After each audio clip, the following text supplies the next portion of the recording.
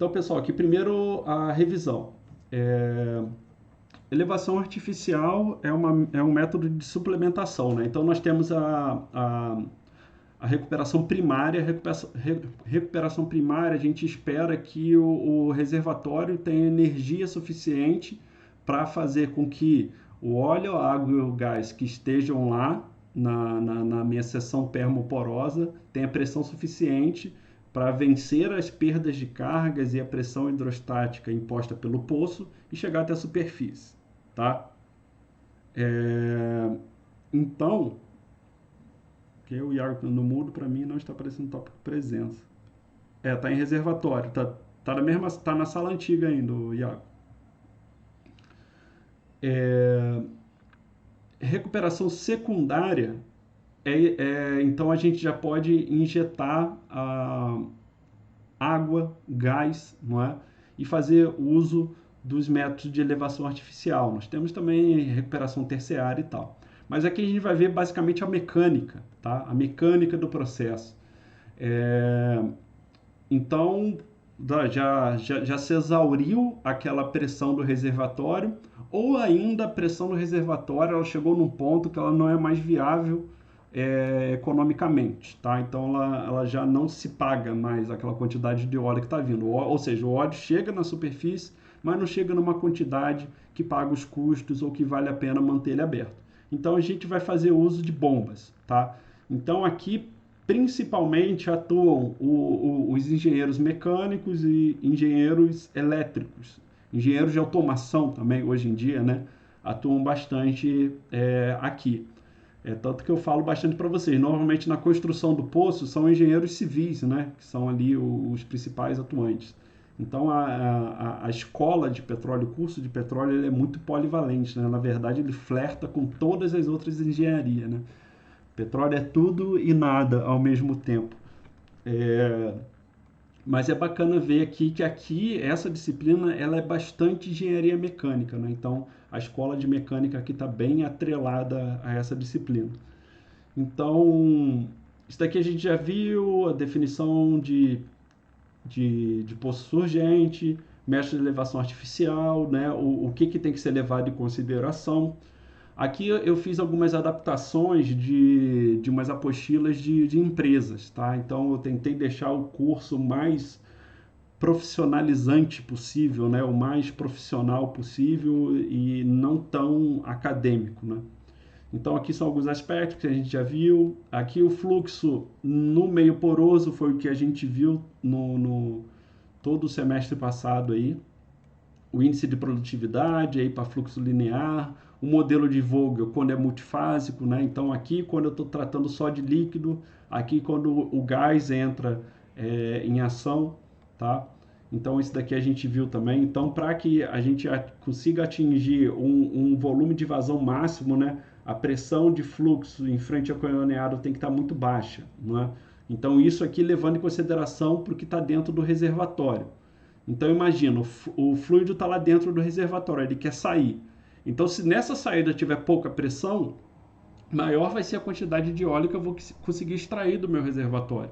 Mas se no poço tiver pouca pressão, eu não vou conseguir levar para a superfície, tá? Então uma coisa é a pressão necessária do reservatório para o poço, tá? Do reservatório para o poço eu tenho uma relação. Do poço para a superfície eu tenho uma outra relação, tá? Então a IPR de Vogel, ela ilustra a relação do reservatório para o poço, a relação de vazão versus pressão, da onde? Do reservatório para o poço, tá? Então a IPR de Vogel está mostrando isso. Já a TPR, tá? Ela vai mostrar a relação de pressão e vazão existente entre o poço e a superfície, tá?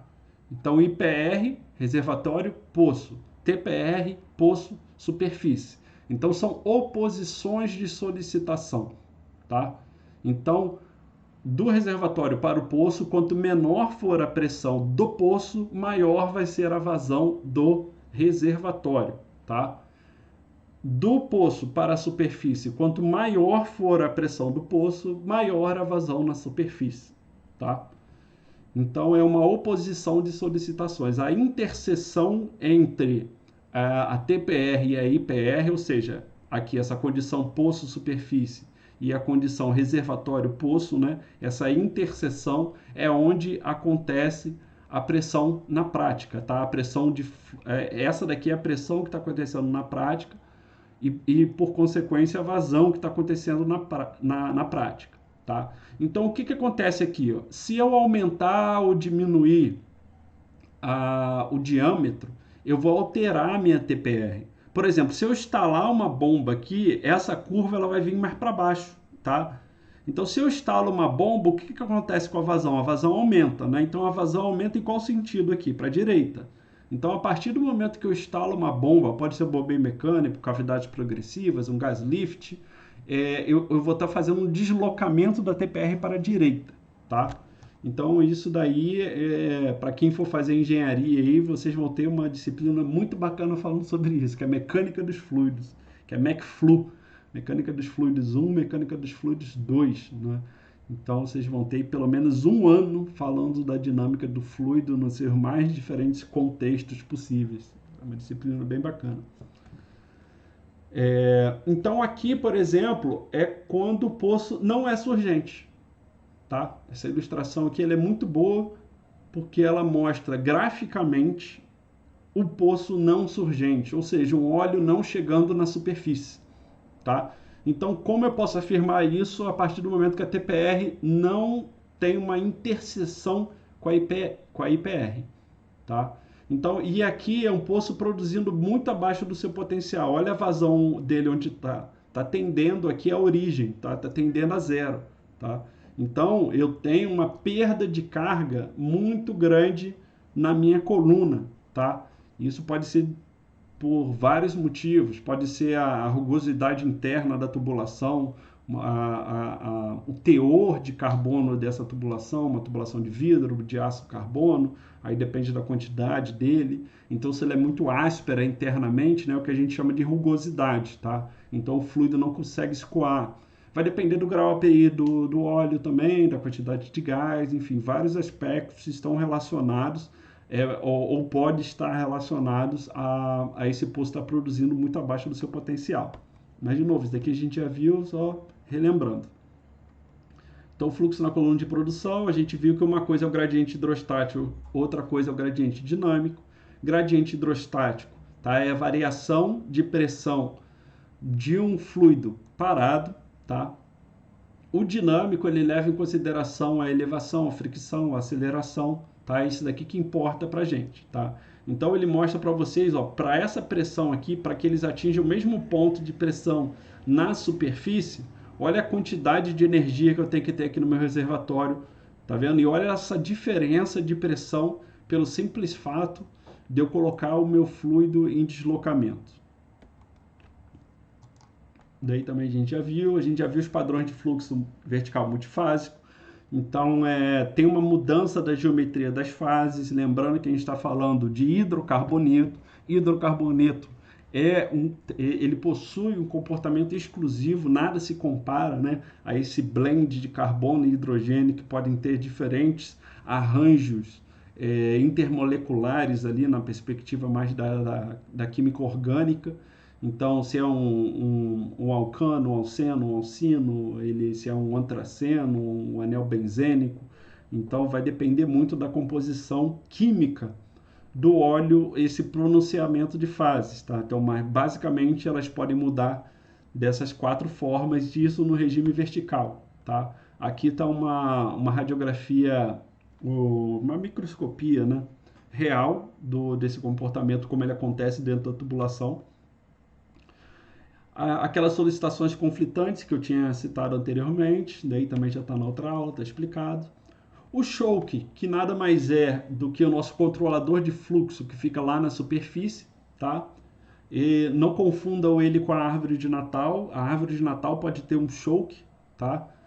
Normalmente ela tem, então é ela que vai restringir, tá? Então é basicamente uma válvula agulha, tá? Aqui, ó, que ela vai restringir essa vazão, tá? Então, para que nós não tenhamos trepidações, né, para que a tubulação não fique tremendo ali no poço, a gente tem que assegurar o seguinte controle, que é a pressão montante maior ou igual a 2 vezes a pressão jusante. Ou seja, a pressão que está entrando aqui, a pressão que está vindo do meu poço, ela tem que ser maior ou igual a 2 vezes a pressão jusante que está saindo aqui na superfície, tá bom? Então imagina, a pressão que está chegando ali na cabeça do poço de 100 psi e a pressão que está saindo depois ali a 50 psi, tá? Então esse daí tem que ser, se você respeitar essa diferença, você não vai ter problemas de trepidações ou de antecipação de uma mudança do padrão de fluxo vertical multifásico, que é essa daqui, né? Isso daqui. Então você não vai ter um gás sendo produzido de forma prematura e excessiva e alguma coisa do gênero, tá? Então é uma das solicitações que tem que ser atendidas pelo engenheiro de reservatório, é esse controle do choke aí. Então, aqui está a matemática um pouco mais detalhada, aqui mais para caráter ilustrativo, caso vocês venham a precisar desse material mais à frente. Quando chega na superfície, então a gente sai do regime vertical, que é esse, e vai para o horizontal, tá? Então, esse padrão de fluxo horizontal, né, ele na verdade ele é uma consequência do que aconteceu anteriormente, tá? Até lá atrás a gente tem mais controle, aqui a gente já não tem mais tanto controle. Tanto que aqui a determinação ela é bem imprecisa e ela não é relevante para o nosso processo, eu digo para um impacto macro, tá? Aqui você vai ter, se você conseguir identificar isso daqui, você vai ter na refinaria, no transporte, você vai poder ter, ou vai poder mensurar melhor alguns aspectos aí. Na refinaria e no transporte, mas em aspectos operacionais de produção do campo, não. Tá? Então já é uma fase mais de downstream, não é uma fase mais tanto de upstream. Tá? E de novo, aqui também não tem muito o que ser feito. Você tem que diagnosticar para você passar isso daí para quem vai cuidar de transporte, de refino e outras coisas. Até mesmo processamento primário também vai influenciar. Tá? Mas para o cara que estava responsável ali por análise de reservatório, produção e fazer chegar o óleo na superfície, aqui meio que acaba a jurisdição dele. Então a gente fala do bombeio mecânico, é o método mais utilizado no mundo a nível de quantidade de unidades instaladas, mas nem por isso é o que mais produz, tá? Então se vocês veem um bombeio mecânico, como tem muito lá no Nordeste, no sul do país, no norte do Brasil, e só está aumentando, né? A indústria do petróleo no Brasil, na verdade, ela está crescendo, né? Mesmo nesse contexto de crise, de tendência de recessão global, não é? Então, por quê? Essa tendência que a gente está tendo de transição energética para carros elétricos, para redução do dióxido de carbono, ela está demandando muita energia, né? Então, para você fazer esse turn point, né, do combustível fóssil para o combustível sustentável, né, esse período de transição ela está demandando justamente mais petróleo, tá? Então essa tendência global para as energias sustentáveis elas têm que ser feitas de alguma forma, como? Através da energia fóssil, tá? Então sim, a gente está tendo um aumento do número de oportunidades não só no Brasil, mas no mundo em relação ao petróleo, tá? É claro que dentro do contexto global poderia estar muito maior, mas por incrível que pareça, né, mais oportunidades estão aparecendo com a indústria petrolífera nossa, nacional, ficando mais competitiva, né? Tanto que já se fala aí, foram identificadas reservas petrolíferas no litoral norte e nordeste, né? Nordeste para o norte ali, com potencial muito parecido com o do pré-sal, né? Então, o desenvolvimento do offshore do norte e do nordeste brasileiro, né, é uma oportunidade de levar desenvolvimento para aquela região, né? Então, a Petrobras viu que a melhor forma dela participar disso é justamente encontrando e produzindo lá no mar, não é? E deixando a parte do refino para a iniciativa privada. Aquilo, não existe solução perfeita, tá? Então uma completa estatização do petróleo e o monopólio da Petrobras, ela tem aspectos positivos e negativos, e uma completa privatização, né, e com um mercado muito extremamente liberal, ela tem aspectos positivos e negativos. Não existe solução perfeita, gente. Existem contextos, né? Então depende. Hoje, né? Hoje essa política cabe? Sim, hoje essa política cabe. Mas políticas ambidestras se fazem necessárias, né? Então, se é um mercado que pode dar lucro, por que não o governo também não pode atuar como uma empresa estatal e o lucro dessa empresa estatal ser convertido em prol de setores de interesse da sociedade, como saúde, educação, infraestrutura, e fomentar, por exemplo, uma indústria sustentável, né? Isso foi muito bem feito na Noruega, né? A Noruega, ela tem um fundo, depois eu posso até passar o link de vocês, que é um fundo aberto, tá? O que eles fizeram? Na verdade, o governo, agora eu não lembro se foi o do Lula ou da Dilma. O do Lula começou a discutir e o da Dilma acabou implementando que 100% do royalty ia ser destinado para saúde e educação. Mas aí veio o problema, porque principalmente o estado do Rio de Janeiro faz uso dos royalties para pagar servidor, para pagar coleta de lixo, para pagar as UPAs, não é? O que é errado numa posição estratégica de uma nação, tá?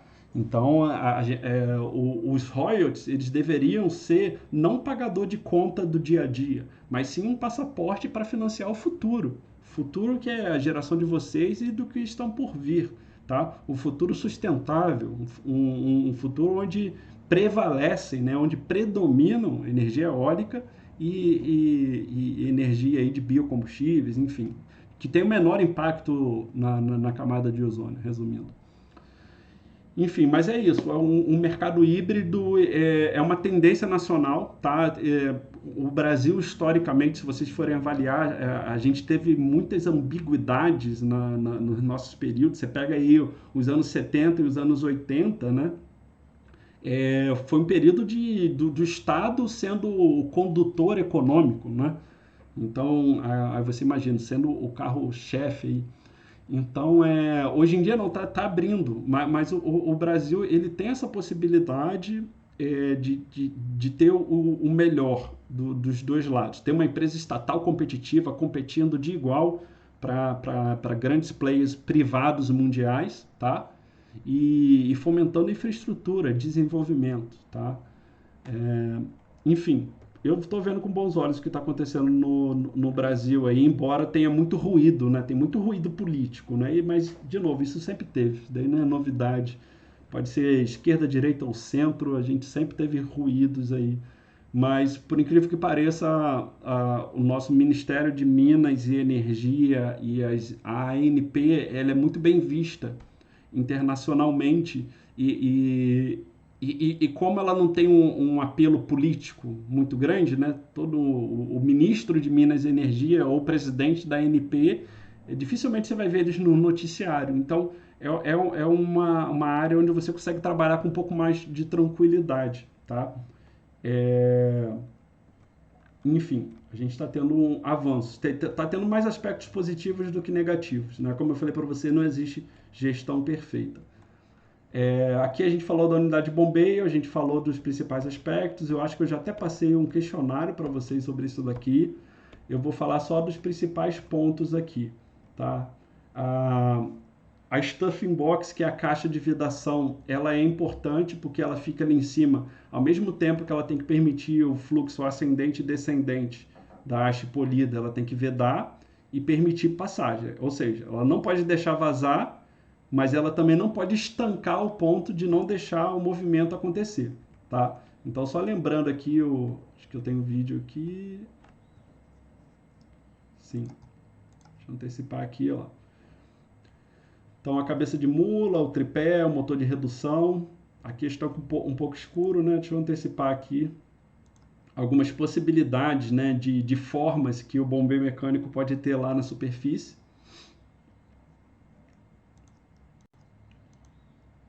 E aqui a bomba de fundo, né, como ela acontece lá no fundo. no fundo do, desculpe, a bomba de fundo, como ela acontece em frente ao canhoneado, né? Então a válvula de pé, a válvula de passeio, esses daí são pontos que é importante lembrar, tá? Aí foi só para lembrar aí vocês um pouco. Tá, haste polida. Esses detalhes aqui não vou entrar não, já está gravados lá, referência à fadiga, tá. Isso daqui é importante, bomba de fundo.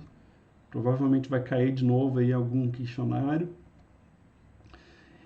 Essa ilustração aqui ela resume muito bem, não é? Movimento descendente, movimento ascendente. Então isso daqui você pode fazer para vários princípios, tá? Aquela bomba de praia, de água, ela tem esse mesmo princípio, tá? É o princípio da agulha de sucção. Então ela pode ser aplicada em vários contextos, tá? Para você fazer um poço artesiano no semiárido brasileiro, por exemplo, é uma proposta de solução. Então esse princípio mecânico ele é aplicável. Na verdade, a indústria de petróleo se apropriou, né? Ele é muito antigo, ele tem mais de 100 anos, né? O bombeio mecânico. Então acabou que ele se consolidou muito bem na indústria do petróleo. Ele caiu como uma luva, tá?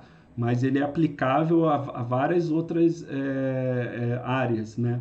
Principalmente poços artesianos e abastecimento de água potável para localizações remotas.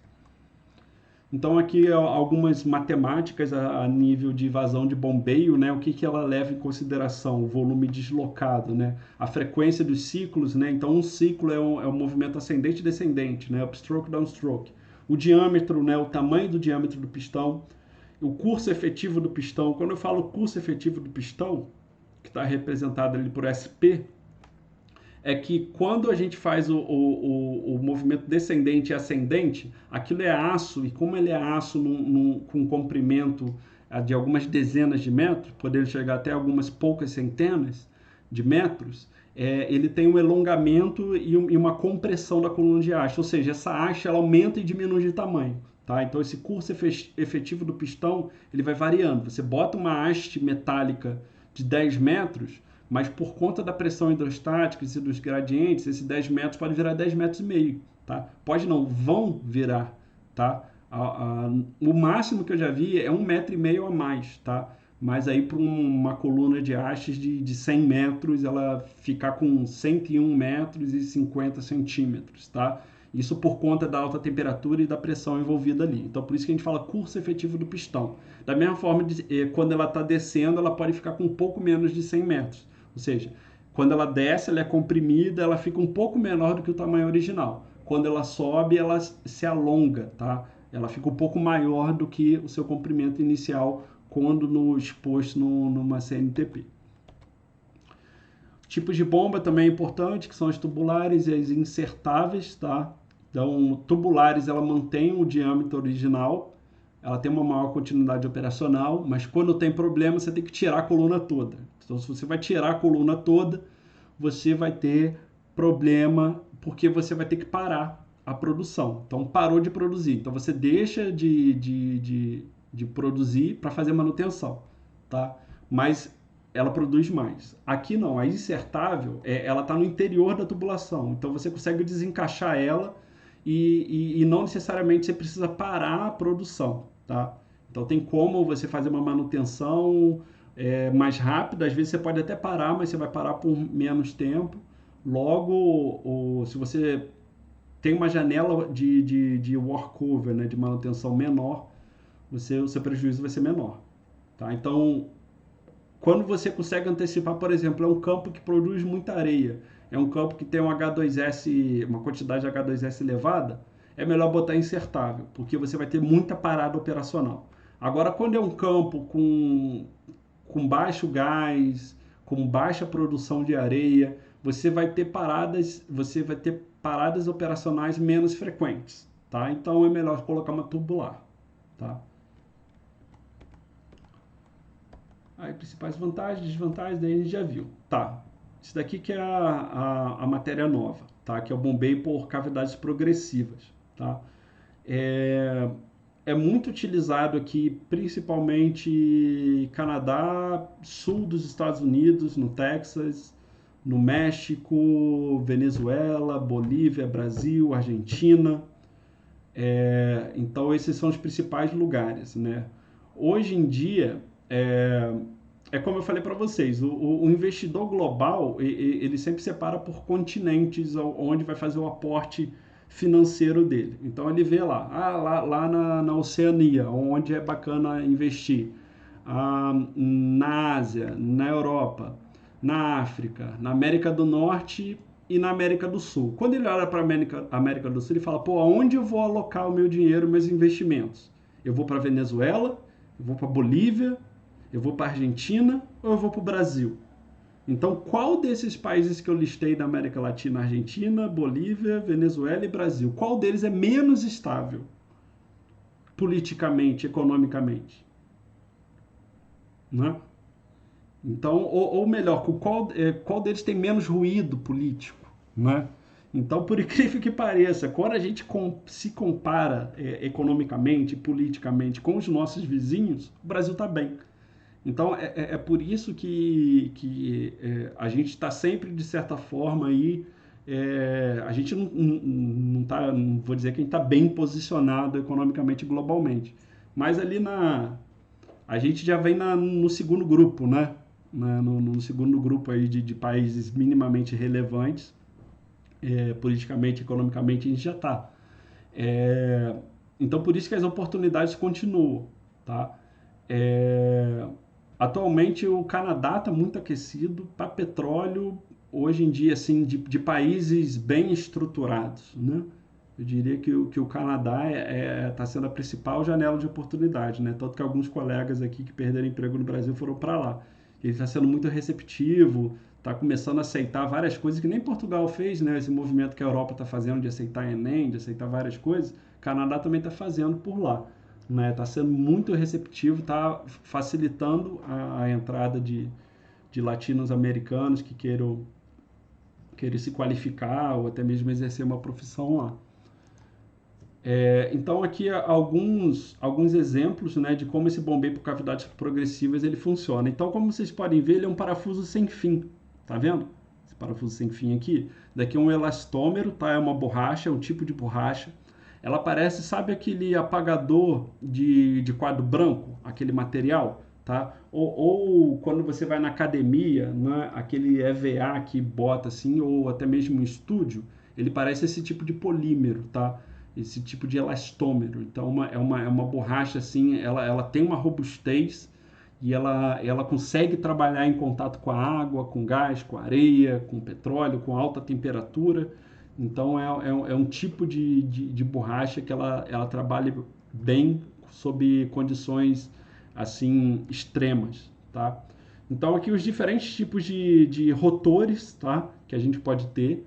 Então vamos lá. Então, bombeio por cavidades progressivas, eles são bombas de deslocamento positivo, tá? Então, quando eu falo bomba de deslocamento positivo dentro do contexto de petróleo e gás, é que ele só produz em um sentido, para cima, tá? Então, deslocamento positivo. Então, quando eu falo deslocamento negativo, seria para baixo, tá? Então, quando eu falo o sentido do deslocamento, tá? Então aqui a gente poderia colocar norte e sul, né? O topo e base. Então, o deslocamento positivo nesse contexto de elevação artificial, porque está indo para cima. Ele só tem esse sentido. Ela não faz o sentido inverso, tá? Pode fazer até a nível de manutenção, mas não a nível de bombeio com pressão. Composto de um rotor metálico com a forma de parafuso sem fim e de estator. As folgas existentes entre o rotor e o estator formam os volumes das cavidades. A rotação do rotor produz deslocamentos do fluido dentro da cavidade. Tá? Então, a cavidade é esse espaço vazio entre o rotor e o estator. O estator é a borracha preta, rotor é esse parafuso sem fim cromado. Tá? Então, cavidade é esse espaço vazio. Tá? Então, é aqui que o óleo vai ser retido. Então, imagina, o óleo vem para cá, no próximo giro desse rotor, ele vai ser comprimido e vai para a próxima cavidade, tá? Então, o óleo ele vai migrando de cavidade em cavidade, vai sendo espremido até chegar na superfície, tá? Então, é assim que a bomba por cavidades progressivas, ela fornece energia ao fluido, tá bom? Então aqui está mostrando a instalação dela. A principal diferença dela para o bombeio mecânico, o bombeio mecânico ele tem movimento ascendente e descendente. Então a haste ela fica sujeita a esses esforços, tá? Já no bombeio por cavidades progressivas, não, é rotacional. Eu não tenho mais um movimento que sobe e desce, é um movimento rotativo, tá? Então, a minha coluna de hastes, ela está exposta a outro esforço mecânico, tá? Então, eu tenho que ter uma haste adaptada para esse novo tipo de esforço, tá? Então, uma coisa é você ter um equipamento que ele vai ser esticado e comprimido. Outra coisa é você ter um equipamento que ele vai ser rotacionado, tá? Então, eu tenho que ter estruturas metálicas com origem diferente para suportar esforços mecânicos diferentes, tá? Então aqui um exemplo de como funciona o bombeio por cavidades progressivas. Da mesma empresa que é a Weatherford, tá? Essa empresa ela é muito boa, ela é focada aí nessa parte de elevação artificial. Eu nem sei se ela foi adquirida por outra empresa, se agora ela é uma subsidiária, mas ela já foi uma empresa independente. Eu acho que ela foi adquirida por uma empresa maior. Só baixar aqui o volume. Tá. Como vocês podem ver aqui, ó, o bombeio por cavidades progressivas, ele já tolera um ganho de inclinação, tá vendo? Aqui ele está em recorte, tá, gente? Ele não trabalha aqui aberto aqui, mas ele só está mostrando como é que seria o interior ali e essa relação estator, rotor e cavidades, tá vendo?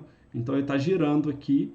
Então essa energia vem lá da cabeça do poço, vem lá da superfície, que vai rotar vai fazer essa rotação na haste e vai fazer o parafuso sem fim girar, tá vendo? Então o óleo, a água e a areia aqui vão ser comprimidos, né? Vão ser contra o estator e com isso eles vão conseguir chegar na superfície, tá? Então é o PCP, né? Que é em inglês aí a abreviação do bombeio por cavidades progressivas. Aqui é um outro vídeo também. Então aqui é mais num sentido laboratorial. Então aqui está mostrando como é que ele funciona. Então olha só a energia que ele consegue fornecer, não é? Então repare que aqui ó, é uma bomba ali mostra que ela pode ser positivo e negativo, mas na verdade ali não é para ela trabalhar no outro sentido. Ali ele só mostra que ele consegue mudar a direção de forma rápida e o equipamento dele suporta. Ali ele só quis mostrar que o equipamento ele é forte o suficiente para mudar a direção. É a mesma coisa você estar andando num carro já de segunda ou terceira marcha e do nada você engata ré, né? Então não é qualquer motor que aguenta isso, tá? Então aqui ele quis mostrar que o motor dele aguenta, tá? Então ó, quando ele muda o sentido do deslocamento, ele quis mostrar que o motor dele é robusto o suficiente, tá? Não que ele vá trabalhar. Só mostrou que ele não quebra se você fizer isso uma vez. E aqui mais um vídeo mostrando como é a relação entre o rotor e o estator, tá? E aqui mostrando como que o fluido ele é comprimido, tá? Pelo rotor contra o estator e como isso faz com que o fluido saia aqui, tá? Então aqui ó, ele mostra a entrada e a saída, o inlet e o outlet, né? Que seria o input e o output, né? Então aqui é por onde o fluido está entrando e aqui por onde ele está saindo. Então olha aqui, ó, por onde ele entra, olha como que ele sai aqui, tá vendo? Então esse é o mecanismo de funcionamento do bombeio por cavidades progressivas. De novo, é um método que você pode ter várias aplicações, não somente na indústria do petróleo, tá? Ele é bem consolidado aqui, mas não somente aqui. Tá? Então, deixa eu ver. Tá, vou falar só mais desses dois slides e a gente já termina aqui. Então, a cabeça de acionamento, né, que é o que fica lá na superfície, que é esse camarada aqui, tá? Então, fornece energia mecânica necessária para movimentar a bomba, bem como sustentar o peso da coluna de haste, tá? Então, são dois aspectos importantes. Então, ela vai ancorar todo o sistema, tá? Então, todo o sistema, de hastes, de rotor e de estator, é claro que você vai ter um suporte lá embaixo, mas você está principalmente sujeito a essa âncora que a cabeça de acionamento fornece, tá? Então aquela cabeça lá em cima, a cabeça do poço, ela está sustentando boa parte do peso de toda a estrutura de subsuperfície. Quais são os componentes dessa cabeça de acionamento? Motor, redutor, conjuntos de polias e correias, caixas de gachetas, haste polida, sistema de freio, sistema de rolamento e lubrificação, tá? Que faltou o tio aqui. Nas outras aulas a gente vai ver cada um desses com mais detalhe, tá? E aqui é como eu falei para vocês, olha a profundidade em pés, tá? Então, como vocês podem ver, a produção, tá? Ela vai reduzindo conforme o aumento da profundidade. Por quê? Pressão hidrostática, gente. Então, quanto maior for a coluna de fluidos, maior a pressão hidrostática, maior vai ser o escorregamento, tá? Não é porque a bomba, o bombeio por cavidade progressiva, ele consegue fornecer energia ao fluido, que esse fluido vai conseguir chegar na superfície. Parte dele vai escorregar, ou seja, parte do fluido vai conseguir ter o deslocamento positivo, mas principalmente aquele fluido que está na parede da coluna de produção vai escorregar e vai voltar. Tá? Você não consegue produzir todo o seu fluido. Tá? Então, olha só a diferença do grau do aço também, né? Então, aqui carbono liga, então vai ser basicamente o teor de carbono, tá? A origem desse aço, tá? Então, para diferentes propriedades mecânicas da coluna de aço, eu vou ter performances diferentes, tá vendo? Então, como vocês podem ver aqui, o grau K é aquele que ele vai ter a maior diferença, é aquele que suporta um menor range de pressão, tá? Então, aqui os outros, eles conseguem suportar maiores pressões, tá? Eles são mais caros, tá?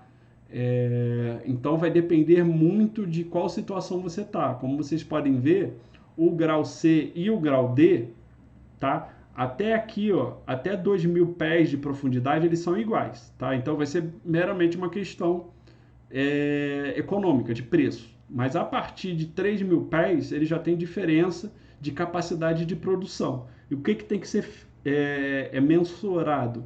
É justamente se essa variação aqui, ela vai ser pagar, tá? Então, é importante a gente saber a origem da propriedade mecânica do grau do aço, da coluna de hastes e do tubos que vão ser implementadas em função da profundidade a qual a bomba está sendo instalada, tá bom? Então eu vou parar aqui nesse slide de coluna de hastes e tubos. Vou parar aqui a gravação.